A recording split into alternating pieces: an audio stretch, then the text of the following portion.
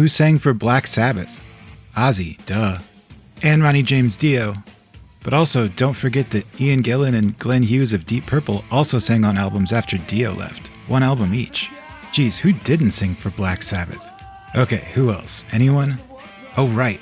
The only other singer that had a long tenure with the band like Ozzy. A guy named Tony Martin.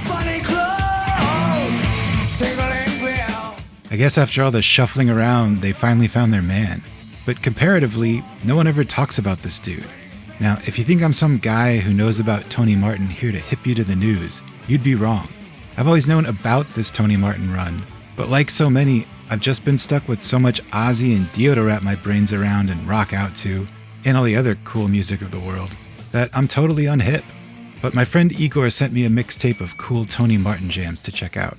Don't you wish you had a friend named Igor who sent you Black Sabbath mixtapes? Plus, I talked about Ozzy after Sabbath on this channel. I think it's only fair I look at Sabbath after Ozzy. And since we all know about Dio and enough people mention the purple ones, I figured it'd be cool to look at the run with the real other singer. Tony Martin, whenever you come up, people in the know speak well of you. So let's check it all out and see what you got.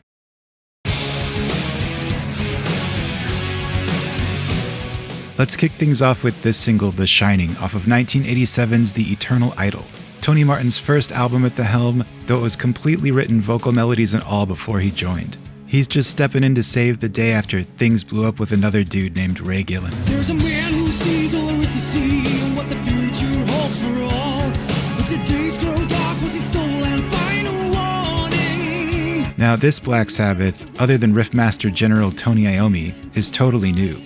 Gone are Geezer Butler and Bill Ward, and for this era a procession of hotshot drummers and bass players, including Geezer again later, shift around the two Tonys and keyboardist Jeff Nichols.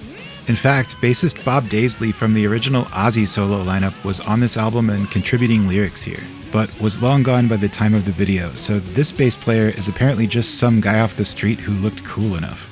And though Eric Singer of Kiss drums on this album, it's apparently Terry Chimes from The Clash on drums in this video.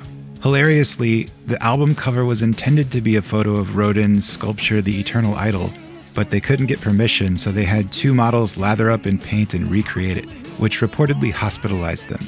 We are in a little Spinal Tap territory here.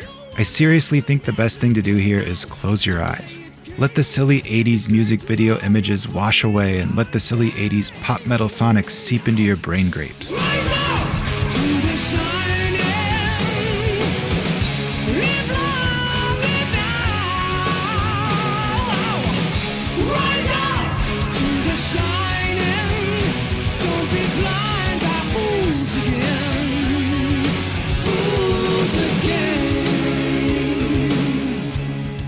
While Ozzy and Dio were like crazy old wizards when they sang, just enchanting you with their strange cackle calls, Tony Martin is kind of like the lucid and pious old noble wizard. Sure, he doesn't quite conjure the fanfare of the great eccentric mystics, but he has a clarion call worth heeding and potions of his own worth imbibing. His voice has kind of a dashing hero's smooth ruggedness to it, and he's a master of alluring harmonies and enchanting vocal layers.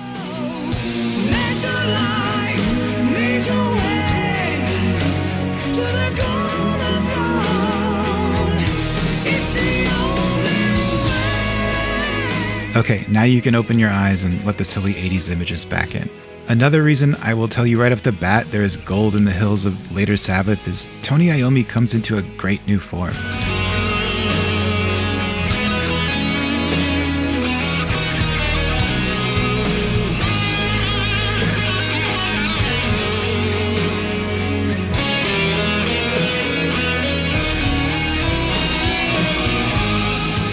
He draws tone from the newly oversaturated 80s metal guitar styles and blends it with his classic darkness in a way that really works and sounds venomous. And his soloing all throughout this era is maybe the best. His chops are up, they're often fast and burning and tasteful. He just upped his game on his axe and it shows and it's glorious. And also this new kid, Tony Martin, who was a kid to all these guys, he's kinda alright. The Eternal Idol is a solid record, blending hard rock and classic metal, and a promising glimmer of what may come.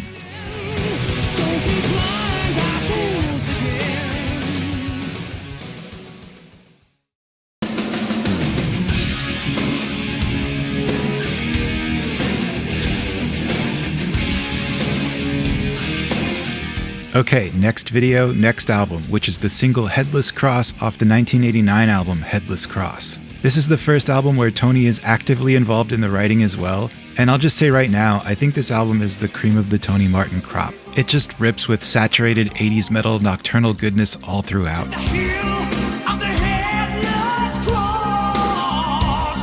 If you want to dive in with the Tony Martin album, do it with Headless Cross. It's unfortunate that this is the only video because the other two singles, Devil's Daughter and Call of the Wild, rip even harder than this. They're both very tasty nuggets of pop metal goodness. But Headless Cross brings some heat for sure. It's mid-tempo, tough and hooky with swagger like Eye of the Tiger or The Final Countdown.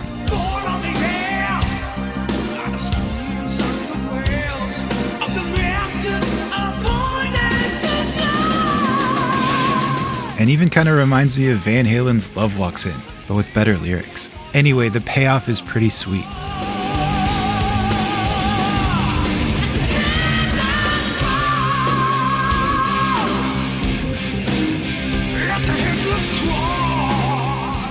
I also want to say that this album is where Jeff Nichols on the synthesizers really becomes a strong sonic player.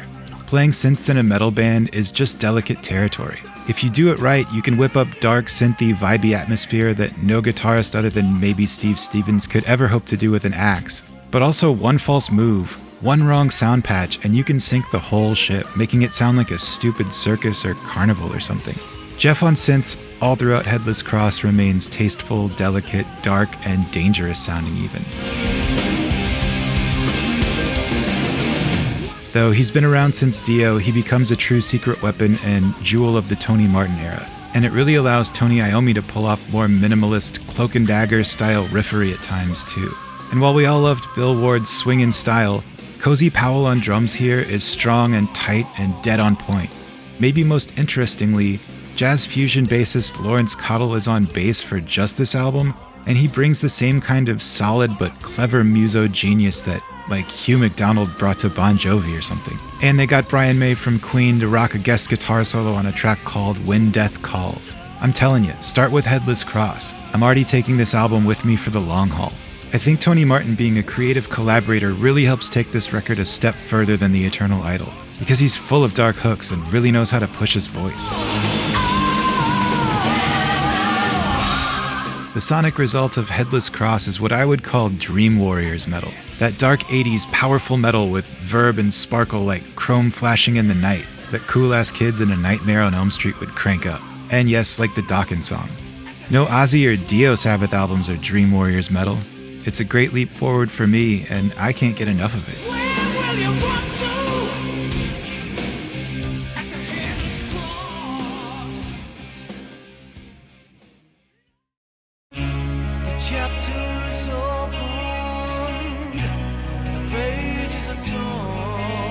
The next single to check out is Feels Good to Me off the 1991 album Tyr, spelled T-Y-R, named after the Norse god.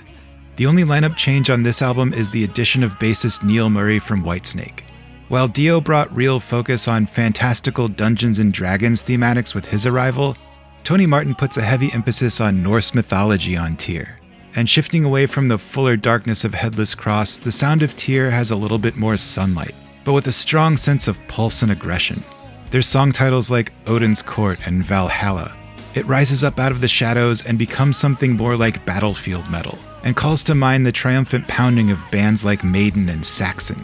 The band sounds just as tight, Tony Martin just as strong, if not even growing in his strength as a vocalist. And though I've already noted Headless Cross was particularly my jam, I could very well see this one being certain metalhead aficionados' Tony Martin album of choice. But you're probably thinking, okay, but this sounds, nothing like any of that.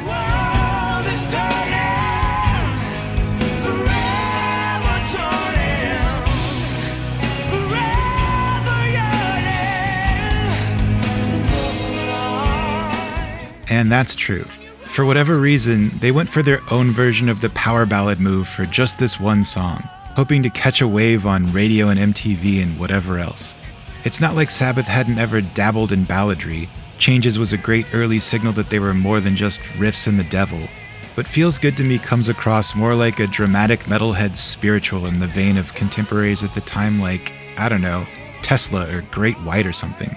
There is an urgency and some teeth to the chorus, which dives into a minor chord as the distortion kicks in and Tony Martin spreads his wings.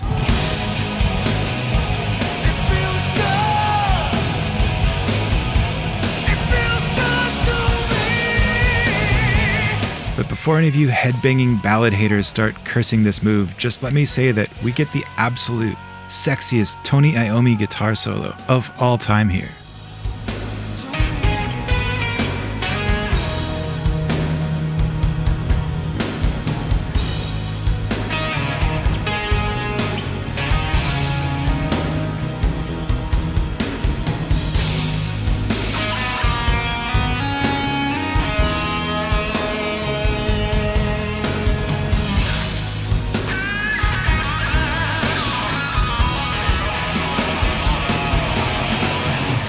Tony Iommi really becomes the guitar hero in later Sabbath. I can totally understand why, when they later worked with Rick Rubin on the reunion album 13, he was annoyed that Rick made him dig out old amps and try to remember what he sounded like back in the day when no other gear was available. He grew so much as a player, and he became a master of saturated and clean sounds alike. Can I also just say that the couple in this video and the way it's all shot looks like someone made a The Room style knockoff of Tommy Wiseau's The Room. How's that for a paradox? Anyway, this single is cool, but your homework is to absolutely get out there on the battlefield and crank up Tyr.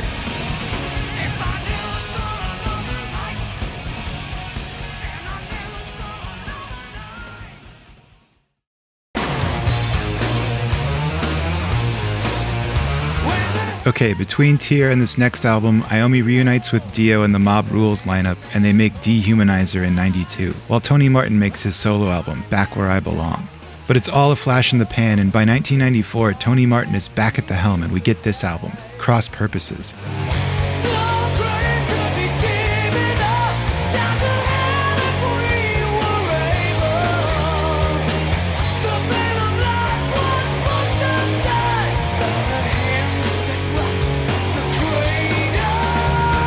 And it's single here, The Hand That Rocks the Cradle. Geezer Butler has stuck around since the Dio reunion, and Bobby Rondinelli from Rainbow takes the drums. Cross Purposes takes a thematic shift again and rips its nefarious stories from the headlines of the real world with songs about cults and religious corruption, and this song here is even about a real children's hospital nurse who was found to be intentionally killing all of her young patients. Real shit. Musically, we step off the battlefield and crank into more modern for the times grinding and dirging. And Tony Martin really lowers his overall range and gets tougher. There are still plenty of moments where he lets it rip, but he's going deeper register-wise than ever before, and using his harmony skill set in updated ways too. Cross Purposes is essentially Black Sabbath's true 90s metal album.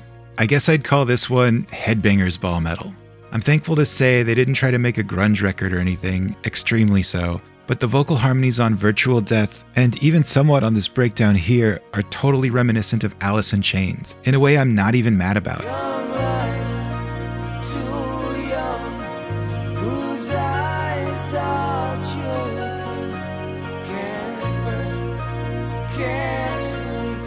And the grinding riffage of Immaculate Deception, Psychophobia, and even this single, The Hand That Rocks the Cradle, aren't too far off from the churning riffs of Soundgarden. And really, all that stuff is Sabbathy to begin with. Also, the production is great. This is probably the best sounding Tony Martin album. Geezer's bass is just growling. This is probably my second favorite Tony Martin record, but with so many of the 80s isms shed here and the sound so good, and Tony Martin getting into his meatiest vocalizing, I can definitely see this being a lot of people's number one. We also get guest guitar soloing from King Edward Van Halen on the last track, Evil Eye. So if you ever wanted a Black Sabbath album with an Eddie Van Halen guitar solo, this one's got your name on it. Really, I think the biggest thing working against Cross Purposes was, in 1994, Ozzy was just kicking ass. And I remember seeing this album and thinking, hey, that's Ozzy's band, but it's just some guy singing, not Ozzy. I'm so sorry, Tony Martin. This album should have been with me right along with No More Tears and Osmosis. I'd have loved it.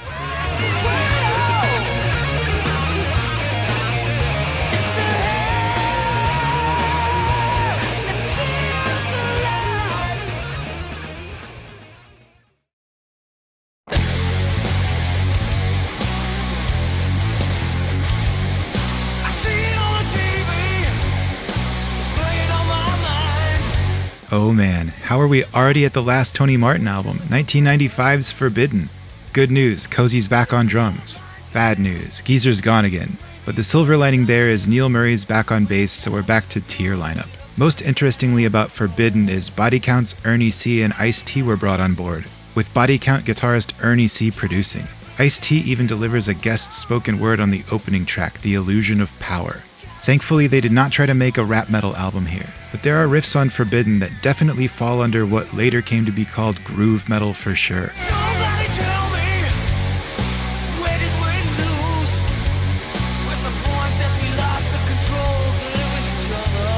There's moments on this record that remind me of bands like Biohazard or Propane or, well, Body Count, but kind of like what I was saying about Alice in Chains and Soundgarden too. These bands actually have tons of Sabbath in their DNA. Like, Body Count riffs are insanely Sabbath. This single, Get a Grip, is a decent enough example of some of that tough grooving riffery.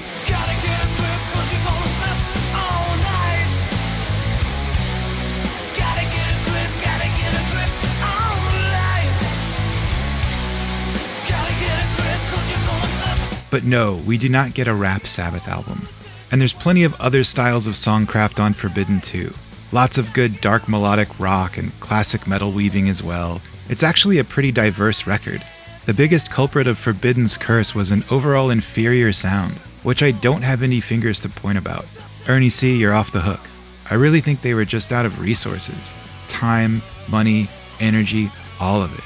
They'd been grinding for a long time. They were a legacy band getting left behind in a new era without their classic lineup, and even though the sound quality was the most glaring, I think the writing, arrangement, recording, every element was just moving at a faster clip than proper care allots. Thankfully, this whole album got an updated remix in 2024 under Tony Iommi's care, and that's the audio you're hearing here. I don't think the original mix is the worst thing in the world, but it's a step down from the rest of the Tony Martin catalog, and I would recommend listening to Forbidden in the remixed state.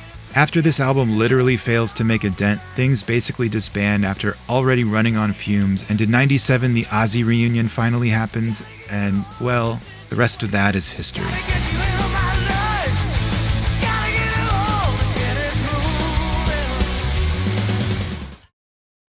So there you go, we made it through. Looking back right now, I think the two biggest strikes against the Tony Martin era are that, okay, maybe he doesn't have the crazy old wizard sound, and there just aren't any songs with as massive riffs and hooks as Iron Man or Paranoid, or even Neon Nights or Lady Evil. But the best thing about the Tony Martin era is it's a pretty consistently crafted and well-curated dark vibe of semi-operatic and sweetly saturated powerful metal with thoughtful lyrics and stories. You can put the albums on and let them go and just live in their worlds without any vibe disrupting, and I'd recommend you do. It's some serious night cruising music. There are definitely times for me where only Dream Warriors metal will do. And now I'm going to choose a Tony Martin album over an Ozzy or Dio album. Plus, Tony Iommi's riffing and soloing is non-stop ear candy through this whole era. Anyway, post-Sabbath, Tony Martin has mostly been active as a studio musician. He made his sophomore album Scream in 2005, half a decade before Ozzy made an album called Scream, come on Oz, and his third album Thorns in 2022. Here he is providing a guest vocal for guitarist Zele in 2017 on a song called Missing You, and they sound great. There's also some good Tony Martin interviews you can cruise around the recent release of the Tony Martin Years Remasters box set, and he just seems like such a good dude. Damn, Tony Martin, you're a gem. So glad to get to know you. I've been missing out. As a true creature of the darkness, I was in the dark about you for far too long. It haunts me.